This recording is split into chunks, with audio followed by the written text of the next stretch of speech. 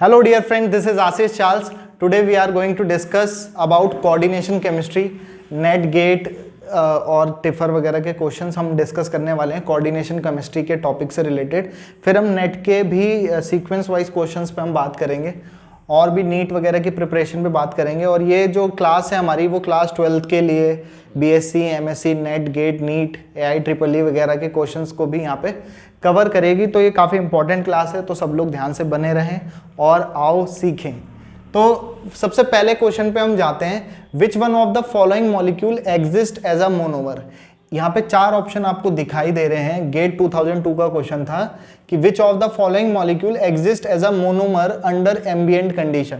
Ambient condition में कौन सा मोनोमर के रूप में एग्जिस्ट करता है उसके बारे में हम बात कर रहे हैं। चार ऑप्शन आपको दिख रहे होंगे, tri methyl aluminium, try ethyl aluminium, try phenyl aluminium और ट्राई मेसिटिल एल्यूमिनियम। तो ये जो तीनों के तीनों ऑप्शंस हैं, ये तीनों के तीनों ऑप्शंस जो हैं ये आपके पास डाइमर या पॉलीमर के रूप में पाए जाते हैं। जनरली डाइमर के रूप में पाए जाते हैं। लेकिन ये जो ट्राई मेसिटिल ग्रुप है, मेसिटाइल ग्रुप आपको बताएं तो आप बेंजीन पर CH3 ग्रुप लगे होते हैं और तो उसी को आपका मेसिटिल ग्रुप कहते हैं। तो जब वो इतना बल्की ग्रुप होता है, इस ग्रुप को हमने आपको बताया होगा मेसिटिल ग्रुप, इस ग्रुप को कहते हैं मेसिटाइल ग्रुप। तो ट्राई मेसिटिल ग्रुप, और ये एक एल्यूमिनियम से जुड़ा होगा जब कभी, तो इस पे तीन ऐसे ग्रुप लगे हुए होंगे। तो एक्चुअली क्या होता है कि इसके पास चारों तरफ से इतने बड़े या बल्की ग्रुप होने की वजह से इतना हिंड्रेंस क्रिएट हो जाता है कि ये डाइमर या ट्राइमर नहीं बना पाता और ये मोनोमर के रूप में पाया जाता है। The correct answer is try mesityl aluminium is the correct answer. ये मोनोमर के रूप में आपका एग्जिस्ट करता है, बाकी के पॉलीमर या डाइमर के रूप में एग्जिस्ट करते हैं। The complex formed in the brown ring test for nitrate is. जब हम नाइट्रेट का टेस्ट करते हैं तो एक ब्राउन रिंग टेस्ट पढ़ते हैं कोऑर्डिनेशन केमिस्ट्री में, आयरन के कंपाउंड को पहचानने के लिए किया जाता है। तो चार ऑप्शंस इसमें भी दिए थे, मैंने आंसर नहीं लिखे, आपको ये सीधे याद होना चाहिए कि कौन सा ऑप्शन है कि जो ब्राउन कलर का टेस्ट देता है और जिसे ब्राउन रिंग टेस्ट देते हैं, ऐसा कौन सा कॉम्प्लेक्स है जो ब्राउन रिंग टेस्ट आपका देता है। तो वो आपका है FeH2O का होल 5NO और आपका +2। तो ये आपका ब्राउन रिंग टेस्ट देता है ये वाला कॉम्प्लेक्स। तो आपको याद होना चाहिए कि ये ब्राउन रिंग टेस्ट आपका मतलब प्रिपेयर करता है या बनाता है या देता है। तो आपको ये डायरेक्ट याद होना चाहिए था। चारों ऑप्शन मैंने लिखे भी नहीं है इस चक्कर में। तो आप सीधे इस कॉम्प्लेक्स को ध्यान रखोगे कि जब ब्राउन रिंग टेस्ट होता है तो ब्राउन कलर का जो कॉम्प्लेक्स बनता है वो यही होता है, जिसकी वजह से हम इसे ब्राउन रिंग टेस्ट देते हैं। Fe, अगर पूछा जाता है कि कौन सा मेटल के पहचान के लिए या कौन सा मेटल यूज होता है कोऑर्डिनेशन का या डी ब्लॉक का, तो Fe मेटल इसमें यूज होता है। ये भी इस टाइप से भी क्वेश्चन बन सकता है। Next, the pair of ions that most commonly forms complex with coordination number 2 is. ऐसा कौन से कंपाउंड है या जो कोऑर्डिनेशन नंबर 2 के साथ, कोऑर्डिनेशन नंबर यहाँ पे जो लिखा है इन मेटल के लिए, ये आपकी ऑक्सीडेशन नंबर्स लिख रखी हैं।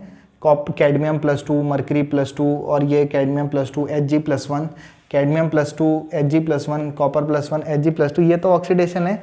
कोऑर्डिनेशन नंबर का मतलब होता है आपका कितने नंबर ऑफ लिगेंड से वो जुड़ा है। तो कितने नंबर ऑफ लिगेंड से जुड़ा है, 2 नंबर ऑफ लिगेंड से जुड़ा है।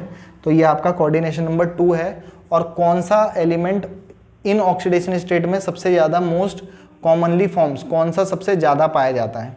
तो अगर मैं आपको बताऊं तो आपको सिंपली एक बात याद दिलाऊं, जिंक, कैडमियम और मरकरी ये डी ब्लॉक के एलिमेंट है, लेकिन उसके बावजूद भी ये ट्रांजिशन एलिमेंट्स नहीं कहे जाते हैं और कोऑर्डिनेशन नंबर 2 और +2 ऑक्सीडेशन स्टेट में ही आपका कंपाउंड बनाते हैं। तो ये तो +2 ऑक्सीडेशन स्टेट में ही कंपाउंड बनाते हैं, क्योंकि इन सबके electronic configuration generally NH2 N-1D10 होता है, क्योंकि सबके पास D में 10 इलेक्ट्रॉन होते हैं, सब फुल्ली फिल्ड रहते हैं। तो ये सिर्फ S से ही पार्टिसिपेट करता है और +2 ऑक्सीडेशन स्टेट में कंपाउंड बनाता है। तो अगर मैं, और कॉपर इसमें अलग से जो एलिमेंट यूज़ किया गया है वो कॉपर है। तो कॉपर क्या है, कॉपर का इलेक्ट्रॉनिक कॉन्फ़िगरेशन को मैं आपको एक्सप्लेन करूं तो 4s1 और 3d10 होता है। लेकिन अगर मैं इसके कॉन्फ़िगरेशन से देखूं तो 4s1 3d10 है, तो एक इलेक्ट्रॉन बाहर चला जाएगा कॉपर +1 में, तो ये 4s0 और 3d10 स्टेबल कॉम्प्लेक्स बना देगा। 3d10 तो फुल्ली फिल्ड स्टेबल होता है +1 में, लेकिन अगर ये एक और इलेक्ट्रॉन बाहर निकाल दे तो 4s0 3d9 बनाएगा, तो जब जो कि अनस्टेबल है। फिर भी यहाँ पे समझो, अगर आप देखो तो यही शायद मोस्ट कॉमनली कंपाउंड बनाते होंगे, क्योंकि हम जानते हैं कि ये भी +2 में और ये भी +2 में ही कंपाउंड बनाता है। कॉपर +2 है, Hg+1 है, तो +1 में तो बनाता ही नहीं है, ये तो ऑप्शन से गया, ये भी ऑप्शन में नहीं हो सकता था। तो अब आपके पास ये और एक ऑप्शन अगर मैं देखूं तो Hg+2 तो ठीक है, लेकिन कॉपर +1 में ही कंपाउंड बनाएगा, तो कैसा रहेगा आपके पास? कॉपर +1 में कंपाउंड बना रहा है यहाँ पर, तो कॉपर +1 में कैसा कंपाउंड बनाएगा? ये आपका स्टेबल कॉम्प्लेक्स बनाता है Cu+1 में और Hg+2 में। तो ये भी एक ऑप्शन हो सकता था, ये भी एक ऑप्शन हो सकता था, but the right answer is this. GATE का क्वेश्चन है, जब तक आपने ये किया नहीं होता फिर आपसे ये गलत भी हो सकता था। तो आपको कुछ ध्यान रखना होती हैं चीज़ें, तो आप उस बात का ध्यान रखेंगे स्पेशली। सो आपका this is the correct answer. The structure of complex is this and this in solution respectively differ का Tata institute of fundamental research का ये क्वेश्चन है 2015 का। आपको ये पूछा है कि ये जो स्ट्रक्चर है, तो आप सबसे पहले तो आप एक काम करो कि आप इसको पॉज करके स्क्रीनशॉट ले लो, क्योंकि ये जितने भी क्वेश्चन मैंने आपको एक्सप्लेन कर लिए हैं, क्योंकि मैं इसको रब करने वाला हूँ और फिर नीचे वाले क्वेश्चन को, फोर्थ वाले क्वेश्चन को मैं आपको एक्सप्लेन करने वाला हूँ। तो होप आपने स्क्रीनशॉट ले लिया होगा। अब हम आगे बढ़ जाते हैं। नेक्स्ट फोर्थ क्वेश्चन का मैं एक्सप्लेनेशन देने के लिए आपको स्पेस बना लूँ, यहाँ देखते हैं। नेक्स्ट उसने बोला कि इनकी और इसके स्ट्रक्चर बताओ कि वो कैसे बनाएंगे। ABCD square, planar, tetrahedral, octahedral और ये जो भी है ऑप्शन वो आपको बोला है। तो यहाँ पर सबसे पहली बात तो कोऑर्डिनेशन नंबर 4 है। कोऑर्डिनेशन नंबर 4 है, मोनोडेंटेड लिगेंड है, मोनोडेंटेड लिगेंड है, तो 4 कोऑर्डिनेशन नंबर वाला है, तो या तो स्क्वायर प्लेनर या आपका टेट्राहेड्रल ज्योमेट्री बनती होगी। तो ऑक्टाहेड्रल वाला ऑप्शन, ये दो तो वैसे भी चले गए, निकल लिए, तो या तो ये ऑप्शन हो सकता था फिर। तो चलो हम थोड़ा सा इसे एक्सप्लेन करते हैं। सबसे पहला जो एग्जांपल है CuNH3 का होल 4 और आपका ब्रैकेट के बाहर ClO4 का होल ट्वाइस। तो आप समझते हो अच्छे से कि जो यहाँ होता है उसको +2 में और यहाँ पे जो होता है उसको यहाँ पे लिख लेंगे। तो इसे ब्रेक करके अगर मैं लिखूँ तो ये आपका CuNH3 का होल 4 +2 बनने वाला है और आपका 1 ClO4 बल्कि 2 ClO4 नेगेटिव, ये आपका अलग बन जाएगा। 2 पॉजिटिव 2 नेगेटिव, कोई चार्ज नहीं है, न्यूट्रल है, ये भी वही है, ये भी वही है, कोई अलग बात नहीं है। तो अगर मैं इसके एक्सप्लेनेशन की बात करूं तो कॉपर का 29 होता है, 4s1 3d10 इसका होता है इलेक्ट्रॉनिक कॉन्फ़िगरेशन। ऑक्सीडेशन नंबर +2 आया है, 2 इलेक्ट्रॉन बाहर फेंकेंगे, 4s0 और 3d9 ये बनाएगा। अब 3d9 बनाएगा तो आप यहाँ ध्यान से देखो, 4s से तो 4p भी होगा, 4d भी होगा, क्योंकि हमें पता है कोऑर्डिनेशन नंबर 4 है, तो या तो sp3 या dsp2 ही बनने वाला है।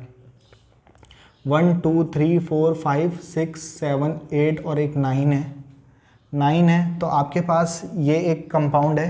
तो यहाँ पर अगर आप इसे ध्यान से देखो इस कॉम्प्लेक्स को, तो यहाँ पर एक अनपेयर है, तो यहीं से इसने जुड़ जाना चाहिए था और इसको टेट्राहेड्रल ज्योमेट्री S, मतलब एक अमोनिया ने अपने लोन पेयर, दूसरे तीसरे चौथे ने sp3 हाइब्रिडाइजेशन के साथ इसने टेट्राहेड्रल ज्योमेट्री बनाना चाहिए था। तो टेट्राहेड्रल में भी शायद ये वाला ऑप्शन भी हो सकता है, जितना भी हमने आज तक कभी बचपन में सीखा होगा। इस क्वेश्चन को बताने से पहले मैं थोड़ा सा आपको एक और आगे बढ़ा करके पहले मैं इस वाले को क्लियर कर रहा हूँ, अभी रोक के कर रहा हूँ, अभी बता रहा हूँ आपको। इसी पे आ जाते हैं। CuNH3 का होल 4 और ब्रैकेट के बाहर क्या है ClO4। तो ClO4 जो होता है वो इस पे -1 क्लोरेट आयन बोलते हैं इसको, ऐसे -1 होता है, तो ये +1 और ये -1 में टूटेगा। CuNH3 का होल 4 +1 और ClO4 -1 ऐसे टूटेगा। X = +1, कॉपर का 29, 4s1 3d10। तो ऑक्सीडेशन नंबर +1 की बात करूं तो 4s0 3d10। 4s से तो 4p भी होगा, भले से इलेक्ट्रॉन ना हो, 4d भी होगा। लेकिन अगर हम यहाँ पे इस वाले केस में देखें तो यहाँ तो खैर सारा के सारा कैसा है, फुल्ली फिल्ड ऑर्बिटल्स हैं, तो अंदर से जुड़ने का तो कोई सवाल ही पैदा नहीं होता। तो ये तो बाहर से ही जुड़ेंगे। 1 2 3 4 सब ने अपने अपने लोन पेयर दिए, 4 NH3 ने अपने अपने लोन पेयर डाले, sp3 हाइब्रिडाइजेशन आया और मॉलिक्यूल की ज्योमेट्री विल बी टेट्राहेड्रल। तो ये तो डेफिनेट है कि इसकी टेट्राहेड्रल ज्योमेट्री है, टेट्राहेड्रल इसकी ज्योमेट्री है, तो ये ऑप्शन तो हो नहीं सकता, फिर यही बचा। लेकिन सवाल ये उठता है कि ये भी तो टेट्राहेड्रल ही बन रहा था, तो एक्चुअली ये एक एक्सेप्शनल केस है या एग्जाम्पल है। इस मॉलिक्यूल को पर्टिकुलर 3-4 साइंटिस्ट ने, हिगिंस ने और 3-4 साइंटिस्ट ने अलग अलग डिफाइन करने की कोशिश करी है और आपको याद भी रखना पड़ेगा इसको अलग से। तो एक्चुअली क्या करता है कि उसने फाइनली जब इस स्ट्रक्चर के बारे में बात की जाती है तो इसको वैसे तो टेट्राहेड्रल टाइप ज्योमेट्री देखी होनी चाहिए थी, बट जब इसे एक्चुअली में एक्सरे फोटोमीटर से इसको देखा गया तो इसकी ज्योमेट्री स्क्वायर प्लेनर मिली। या तो आप सीधे याद कर लेते स्पेशल मॉलिक्यूल समझ के, पर क्योंकि ये D9 सिस्टम होता है और इसके T2G और EG ऑर्बिटल में अनसिमेट्रिकल इलेक्ट्रॉन होते हैं, तो ये जॉन टेलर डिस्टॉर्शन भी दिखाने की वजह से ये जॉन टेलर डिस्टॉर्शन भी दिखाता है और स्क्वायर प्लेनर ज्योमेट्री रखता है। फिलहाल ये इलेक्ट्रॉन यहाँ एक्साइट होता है, जो यहाँ पे था वो यहाँ चला जाता है और ये खाली हो जाता है और इसमें अंदर के साथ मतलब अंदर से ही यहाँ पर पेयरिंग होना स्टार्ट होता है। पेयरिंग तो क्या होता है, पर ये वाला एक्साइट होकर के यहाँ DsP2 4 NH3 ऐसे जुड़ जाएंगे, तो जो हाइब्रिडाइजेशन आएगा वो आएगा DsP2 and the geometry of the molecule will be square planar. The correct answer is square planar first वाला and then second one is tetrahedral, then first is the right answer, first one is the right answer. ये exceptional based type question हो गया, अगर आपने पढ़ा नहीं होता तो आपसे शायद गलत भी हो सकता था, पर सेकंड वाले के अकॉर्डिंग आपका फिर यही वाला आंसर होता। तो अगर आप सेकंड वाले से चेक करते तो भी ये वाले पे आप जा सकते थे। फर्स्ट वाले में आपको थोड़ा कन्फ्यूजन होता, लेकिन एक्चुअली में इस मॉलिक्यूल को पर्टिकुलरली ध्यान रखना पड़ेगा आपको कि अगर यहाँ पर ये जो है वो +2 ऑक्सीडेशन स्टेट में आता है और कोई स्ट्रॉन्ग फील्ड का लिगेंड होता है तो वो इस तरीके से जुड़ करके स्क्वायर प्लेनर कॉम्प्लेक्स ही बनाता है। तो इस बात का आप ध्यान रखेंगे। पॉज करके स्क्रीनशॉट ले लें और फिर हम नेक्स्ट क्वेश्चंस में आगे बढ़ते हैं। हेलो डियर फ्रेंड्स, तो अभी हम नेक्स्ट आगे के क्वेश्चंस पे बात करते हैं। 4 क्वेश्चंस के एक्सप्लेनेशन मैंने आपको दिए। इस वीडियो में हम 10 क्वेश्चन तक आपसे बात करेंगे। फिलहाल 5th नंबर के क्वेश्चन पे हम डिस्कस करते हैं। The oxidation number of Fe in this complex will be, क्या इसकी ऑक्सीडेशन नंबर क्या होगा। तो इस क्वेश्चन को करने से पहले आपको सबसे पहले इस भाई साहब के बारे में समझना पड़ेगा, जो NO नाइट्रोसिल लिगेंड कहलाता है। जनरली जब मैं पढ़ता था तो इसका ऑक्सीडेशन नंबर 0 पढ़ाया जाता था, बट एक्चुअली ये 2 टाइप के ऑक्सीडेशन स्टेट्स शो करता है। NO अगर इस तरीके का लीनियर स्ट्रक्चर ये बनाता है और किसी मेटल से जुड़ता है तो इसे लीनियर कहते हैं, और लीनियर के केस में ये अपना ऑक्सीडेशन स्टेट +1 शो करता है। लेकिन अगर इसकी ज्योमेट्री कुछ इस तरीके से बेंट टाइप ज्योमेट्री शो करता है, और मैं इसके डिटेल नहीं पढ़ा रहा, लेकिन इसका ऑक्सीडेशन नंबर -1 शो होता है। तो जनरली ये लीनियर भी पाया जा सकता है, बेंट भी पाया जा सकता है। तो अब हमें ये क्लियर नहीं होता ये +1 शो करेगा या +2 शो करेगा। तो मैं आपको समझाता हूँ कि मैं कैसे इसको करता हूँ, उसे समझने की कोशिश करो। तो आपका सोडियम का पता है कि इसका ऑक्सीडेशन नंबर +1 होता है, +1 × 2 2 +1 × 2 प्लस आयरन का निकालना है, जिसका निकालना होता है उसको x मान लेंगे। Cn का हम जानते हैं -1 होता है, -1 × 5 -5। और अगर मैं इसका +1 लेके जाता हूँ, +1 भी हो सकता है, -1 भी लेके जा सकते हैं, तो +1 से चलते हैं पहले। अगर मैं इसका ऑक्सीडेशन नंबर +1 लेके जाता हूँ तो 2 + 1 3 3 - 5 जो होगा -3 - 5 -2 उधर जाएगा, तो x will be equal to आपका 2 आ जाएगा। और x इक्वल टू 2 आने का मतलब आयरन का ऑक्सीडेशन नंबर कितना आ रहा है 2। उसने 4 ऑप्शंस दिए होंगे आपको, तो 2 भी आ सकता है। लेकिन अगर मैं इसका ऑक्सीडेशन नंबर सोचो कि अगर मैं -1 लेके जाता तो मैं इसको -1 लेता तो -5 -1 -6 होता, और 2 - 6 जो आता वो आता -4, और -4 उधर जाता तो इसका ऑक्सीडेशन नंबर कितना आ जाता 4 आ जाता। लेकिन आपको कुछ बातें इतनी सेंसिबिलिटी के साथ आपको ये ध्यान रखना चाहिए कि Fe भाई साहब जो आयरन है वो या तो +2 शो करते हैं या जनरली +3 शो करते हैं। तो अगर आपका -1 ले जाने पर आपका +4 आ रहा है, इसका मतलब आप अनस्टेबल की तरफ जा रहे हो। तो अनस्टेबिलिटी को फॉलो मत करो, स्टेबिलिटी को फॉलो करेंगे, और इसका ऑक्सीडेशन नंबर हम यहाँ पर +1 लेंगे और ऑक्सीडेशन इसका +1 लेंगे, और आयरन जो आंसर है, answer is oxidation number of Fe क्या हो जाएगा, सेकेंड हो जाएगा। तो इस बात से आपको ये पता लगाना पड़ेगा। अगर आपको ये नहीं पता होता कि ये +2 या +3 में स्टेबलाइज करता है तो शायद फिर से यहाँ पे गलत होने के चांसेस थे। तो इसीलिए एक छोटा सा क्वेश्चन कि कितना इंपॉर्टेंस रखता है उसे समझो। सारे ही नेट गेट टिफर सबके क्वेश्चन हैं। नेक्स्ट क्वेश्चन पे बात कर लेते हैं। Which one of the following is a correct representation for tetra methyl nickel second. ये जो इसने नाम दिया है इसके लिए आप ये बताना है आपको कि कौन सा सही रिप्रेजेंटेशन है। देखो सबसे पहले तो आप इनको हिट एंड ट्रायल मेथड से आपको सॉल्व करना होता है। तो आप अगर यहाँ पे देखो कि अगर आप इसका ऑक्सीडेशन नंबर यहाँ पे 1 है तो इसको यहाँ पे कुछ नहीं है तो इसका मतलब यहाँ पे 1 है, ये भी 1 है, तो इसको +1 और इसको यहाँ पे -1 कर लेते हैं। तो +1 और -1 लेके जाएंगे तो ये NH3 न्यूट्रल लिगेंड है तो उस हिसाब से इसका ऑक्सीडेशन नंबर X 0 × 4 = +1, तो +1 आ जाएगा।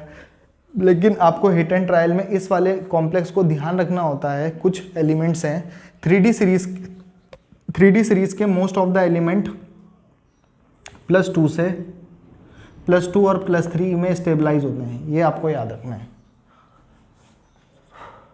आपका जो हो गया सिल्वर, गोल्ड, ये वाले जो होते हैं वो +1 और +3 में ज़्यादा स्टेबलाइज करते हैं। निकिल, पैलेडियम या प्लेटिनम का कोई आता है तो ये +2 या +4 में स्टेबलाइज करते हैं। आपको ये कुछ बातें याद रखनी होती है और बाकी के 3D सीरीज +2 और +3 में या बाकी के डी ब्लॉक के एलिमेंट +2 या +3 में ज़्यादातर स्टेबलाइज होते हैं। तो ऐसे टाइप के क्वेश्चन को करने के लिए ये बातें ध्यान रखनी होती है। तो अगर आप इसे +1 लेके जाओगे तो उससे तो काम नहीं चलेगा, फिर आप इसे 2 और -2 से सोचो। चलो आपने यहाँ पे 2 मतलब इसको +2 मान लिया और इसको -2 मान लिया, तो अभी भी ये न्यूट्रली तो है, +2 या -2 चार्ज है तो पूरा मॉलिक्यूल तो +2 से -2 कैंसिल हो जाएगा, न्यूट्रल मॉलिक्यूल ही है अभी भी। तो इसका ऑक्सीडेशन नंबर 2 आएगा, जबकि इसको सॉल्व करूँगा तो 4 आएगा, तो वो स्टेबलाइज नहीं कर पाएगा। तो इसको मैं 4 लेके जाऊँ अगर, तो इसको मुझे -4 लेना पड़ेगा। तो अगर मैं इसे +4 और इसे -4 मान के जाता हूँ, -4 ही क्यों लिया, क्योंकि निकिल या तो +2 में ही बनता है या +4 में, इसलिए मैंने सीधे +2 के बाद +4 सोचा। और +4 सोचा तो इसका आएगा टेट्रा एमाइन निकिल 4th, इस तरीके से, जो कि यहाँ पे कोई भी नहीं दिया हुआ है, ऐसा 4th नहीं दिया है। तो आपको ये सोचना है कि सेकंड में ही से ही आपको जाना है, तो ये ऑप्शन तो वैसे ही चला गया, निकल लिया। अब आप इस पे आओ, इस पे आओगे तो जो यहाँ होता है इसको यहाँ चढ़ाते हैं और जो यहाँ होता है उसको यहाँ चढ़ाते हैं, -3 ऐसे करते हैं। जो नंबर यहाँ लिखा होता है उसको प्लस साइन के साथ यहाँ, और जो यहाँ होता है उसको यहाँ लिख दो, ये छोड़ दो, इसे भूल जाओ इनको। तो अब आपको जाओगे तो ये +4 ऑक्सीडेशन स्टेट बनेगा, जो कि +4 के लिए निकिल के लिए नहीं पूछा गया। नेक्स्ट इस पे आते हैं, ये यहाँ है, ये यहाँ आएगा +2, यहाँ पे 1 है तो ये आ जाएगा यहाँ -1, तो इसके लिए तो +2 आ जाएगा। लेकिन आयरन की अगर मैं बात करूँ तो इसका ऑक्सीडेशन नंबर 5 आएगा, आयरन तो 5 में करता ही नहीं है, वैसे भी यहाँ 3rd दिखाना है, तो ये ऑप्शन भी गया। तो मेरे अकॉर्डिंग आंसर वैसे भी यही होगा, मैंने इसे चेक भी नहीं किया, पर फिर भी मैं आपको दिखा दूँ कि इसे यहाँ रखूँगा तो +2, इसे यहाँ रखूँगा तो -3, +2 रखूँगा तो इसका ऑक्सीडेशन स्टेट +2 आएगा। अगर मैं यहाँ -3 चार्ज लेता हूँ तो x -1 × 6 -6 = -3, x -1 होता है, -1 × 6 -6, क्योंकि ये यहाँ लिखा है -3, तो सॉल्व करके कितना आएगा 3। तो आयरन का क्या दिखाना था आपको, निकिल का 2 दिखाना था ऑक्सीडेशन स्टेट, वो आपको बता ही दिया था मैंने, ये यहाँ आ गया सीधे सीधे +2, क्योंकि ये न्यूट्रल लिगेंड है। न्यूट्रल से ही चेक किया करो क्योंकि उससे जल्दी आ जाता है, एक लाइन में ऑप्शन हो जाता, चारों मैं नहीं बताता, तो डायरेक्ट मैं इसे कर सकता था, फिलहाल आपको समझाने के लिए मैं ये बातें कर रहा हूँ। तो हेक्सासाइनोफेरेट और क्या है नेक्स्ट 3rd, तो 3rd ऑक्सीडेशन स्टेट इस केस में ही बनेगा, चाहे तो देख लो टेट्रा एमाइन निकिल 2nd और फिर हेक्सासाइनोफेरेट। फेरेट क्यों है, क्योंकि इसके अंदर पॉजिटिव फील्ड प्रेजेंट है। और IUPAC में कोई दिक्कत हो रही है तो IUPAC Ashish Charles IUPAC nomenclature of coordination compound करके सर्च कर लेना, मैं भी वहाँ आपको दिख जाएंगी चीज़ें। कोऑर्डिनेशन पे वीडियो बनाए हैं बहुत सारे पार्ट्स में, उसमें मैंने IUPAC पे भी बात करी है, तो आप वहाँ से सीख सकते हैं। The IUPAC name of this, इसका करना है तो सबसे पहले ऑक्सीडेशन स्टेट 1 + x, ये P है, फॉस्फोरस है, -1 × 6 -6 = 0, x = 5। अब ये मैं सोचना है कि ये तो 5 आ गया, आप तो कह रहे थे +2 या +3 में ही करते हैं, ये फॉस्फोरस है, फॉस्फोरस +5 भी शो कर लेता है, PCl5 इतने सारे कंपाउंड देखे होंगे, +5 तक शो कर लेता, कोई दिक्कत नहीं है। नाम बोलें तो क्या होगा, पॉजिटिव फील्ड का नाम सबसे पहले लिखते हैं जो ब्रैकेट के इधर होता है, फिर ब्रैकेट का करते हैं, ब्रैकेट में सबसे पहले number of ligand, hexa, name of ligand, chloro, इसको फॉस्फीन कहते हैं, क्योंकि पॉजिटिव फील्ड प्रेजेंट है तो 8 लगाते हैं, फॉस्फेट हो जाएगा और ऑक्सीडेशन नंबर लिखते हैं ब्रैकेट में रोमन लेटर में। तो ऐसे करके सोडियम हेक्साक्लोरोफॉस्फेट 5th, ये इसका आंसर। 4 ऑप्शन दिए थे, चारों में से यही वाला ऑप्शन सही होगा, बी ऑप्शन था सही होगा। What is the oxidation state of iron in this? ये क्या है? सीपी है ये, साइक्लोपेंटाडाइनाइल एनायन, इसको कहते हैं सीपी। कॉन्जुगेशन है तो आप इसे ऐसे भी लिख सकते हो, लेकिन -1 चार्ज घूमता रहता है, तो इसका ऑक्सीडेशन नंबर -1 होता है। x -1 5 नहीं है, ये 2 मॉलिक्यूल हैं इसके, -1 × 2 -2, और BF4 की बात करूँ तो अगर ये टूटेगा माइनस तो इसके ऊपर +1 चार्ज आ जाता, तो इक्वल टू में +1 चार्ज है। या फिर ऐसे नहीं समझ में आ रहा तो ये पूरे मॉलिक्यूल कुछ नहीं है, ऐसा ही है। तो x -1 × 2 -2, इसका भी -1 होता है, कोई चार्ज नहीं है, 0, x = 3। तो थर्ड ऑक्सीडेशन स्टेट यहाँ पे आया है आयरन का। तो यहाँ पे अगर इसको सॉल्व करने की बात करें तो इसका नाम लिखें तो इसको कहते हैं डाई साइक्लोपेंटाडाइइनाइल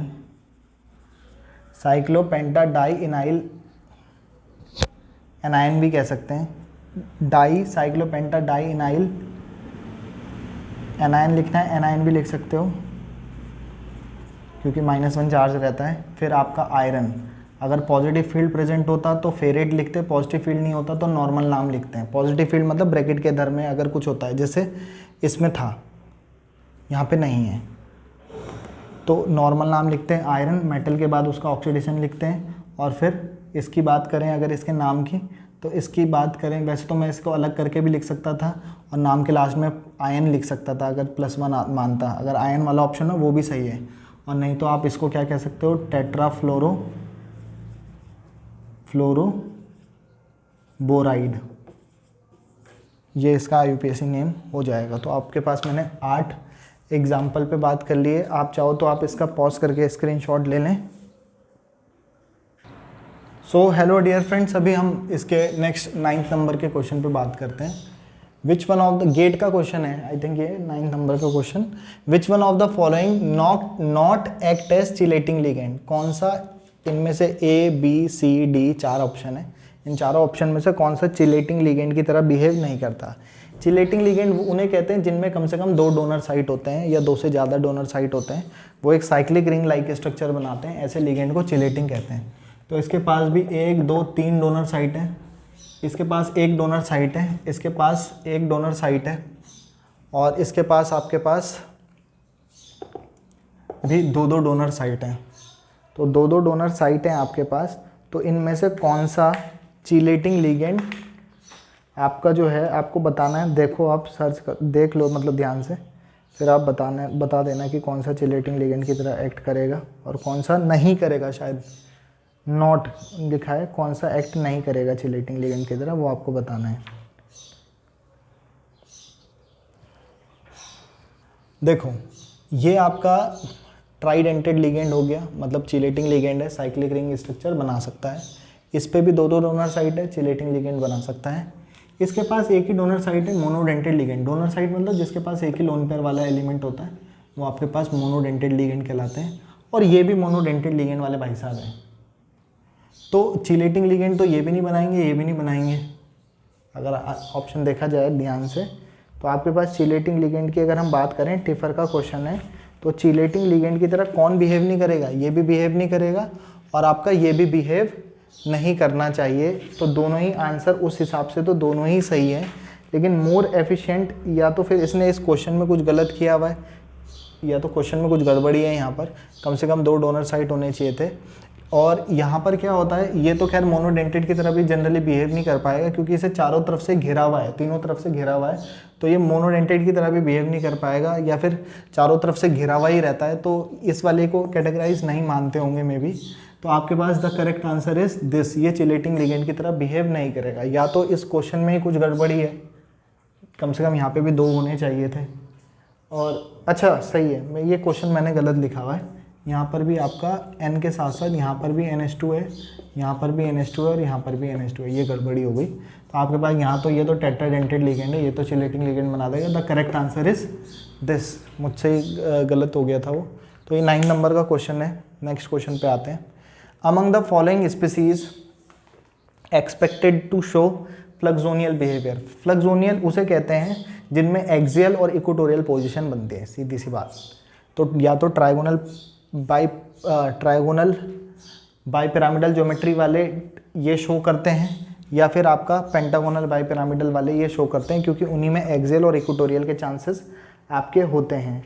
तो आपका यही क्वेश्चन जो आपने इसमें बनाया है 12th, तो इसमें आपका कौन सा वाला ये शो करेगा, फ्लक्सोनियल बिहेवियर। तो फ्लक्सोनियल बिहेवियर एनएमआर स्पेक्ट्रोस्कोपी का पार्ट होता है जनरली, तो वही इसको शो करते हैं जिनमें न्यूक्लियर क्वांटम नंबर आई की वैल्यू 0 नहीं होती है। तो जनरली फ्लोरीन और हम हाइड्रोजन वालों के लिए हम ज़्यादातर देखते हैं। तो यहाँ पे ऐसा कोई ग्रुप नहीं है, एलिमेंट नहीं है या न्यूक्लियस नहीं है, ये भी शो ये तो है ही नहीं, ये तो हो ही नहीं सकते। ये भी पॉसिबल था, ये भी पॉसिबल था, बट फ्लोरीन के लिए ही हम पढ़ते हैं मेनली, या प्रोटॉन्स के लिए, हाइड्रोजन के लिए पढ़ते हैं, जो अलग अलग टेम्परेचर पर एक्सियल और इक्वेटोरियल में डिफरेंशिएट कर सके। तो ये वाला IF7 के लिए पर्टिकुलर रिसर्च किया गया है, या इसके लिए एग्जांपल दिया जाता है कि जो क्या करते हैं, आपका फ्लक्सोनियल कैरेक्टर शो करते हैं, क्योंकि इसमें एक्सियल और इक्वेटोरियल दोनों होती हैं, और फ्लोरीन NMR एक्टिव भी शो करता है, जबकि ये इसमें एक्सियल और इक्वेटोरियल होगी, लेकिन ये उस चीज़ को नहीं दिखा पाएगा। तो इस बात का आपको ध्यान रखना है। फिलहाल आप पॉज करके इसका स्क्रीनशॉट ले लें और बाकी जी लें अपनी ज़िंदगी। नेक्स्ट वीडियो में पिएंगे आपका खून। Have a good day, goodbye, good night, शुभ रात्रि।